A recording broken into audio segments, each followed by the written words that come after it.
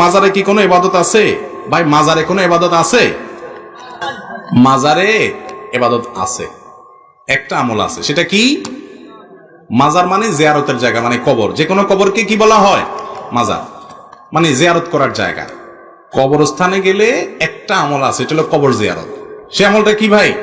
কবর জিয়ারত। সালামুন আলাইকুম দারা কওমিন মুমিনিন ওয়া ইন্না ইনশাআল্লাহু বিকুম লাহিকুন, নাসাল্লাহু লানা ওয়া লাকুমুল আফিয়া।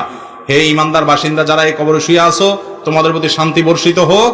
আমরা তোমাদের পেছনে আসতেছি, আমরাও এই জায়গায় আসব। তোমরা আগে গেছো, আমরা পরে আসব। আল্লাহর কাছে তোমাদের সুখ শান্তি প্রশান্তি আখিরাতের জীবনে এটা দোয়া করি, কামনা করি। বাস এই দোয়া পেশ করবেন। এটাই হলো কবরে যাওয়ার আমল।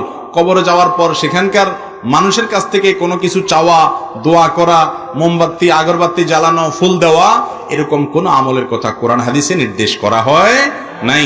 সেখান থেকে যদি কিছু পাওয়া যাবে, তার কাছে অলৌকিক শক্তি আছে, আপনি বিশ্বাস করেন, তাহলে সেটা আপনার ঈমানের জন্য ক্ষতিকর বিশ্বাস।